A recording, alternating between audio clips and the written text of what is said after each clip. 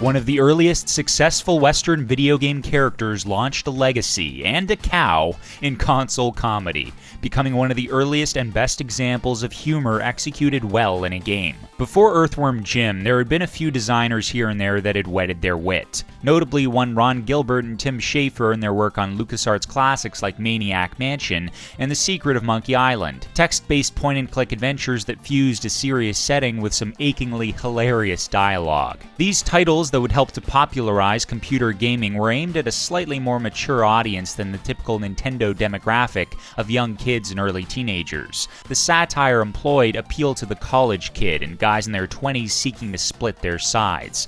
But given the proper writer, lending some laughs to a text-based game, a tradition that would continue in the works of LucasArts and Sierra, now that was one thing, but making an action-oriented game where the comedic timing is so crucially difficult to get down because of the fluid nature of the gameplay, now that was another. Amid this era of lighthearted computer hits like Monkey Island, in a time when the Teenage Mutant Ninja Turtles were almost a subculture unto themselves, and with the artistic help of Doug TenNapel, a company called Shiny Entertainment and its founder, David Perry, created a comic character unlike most any hero seen on a console. Earthworm Jim, a larva inhabiting a spacesuit.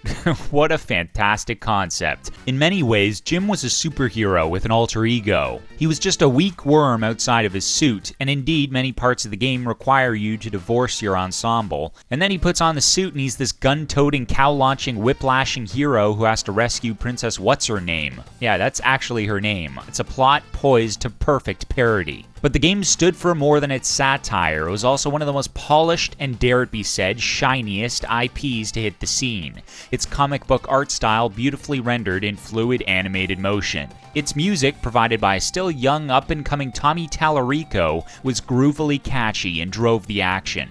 Earthworm Jim spawned an equally successful sequel on the Sega Genesis before, like its predecessor, being ported to the Super Nintendo and other consoles, but it quickly became an anachronism when making the jump to 3 dimensions on the N64 and beyond. But the embodied slug-shooting slug still has his place in video game history. He was one of the first of the unlikely protagonist archetype, notably in a platforming or action game, a character type that would come to create some of the most beloved figures in the medium. But the game also made one thing clear for developers to take notice. The gameplay was what mattered first and foremost. You can't make a game funny if the player isn't having fun. So any attempt at humor must first subject itself to the properties of the play. And even then, it's not easy to do. Gaming is an interactive experience, not a passive one. Earthworm Jim, one of the earliest enterprises in rib-tickling interactivity, began on August 2nd, 1994.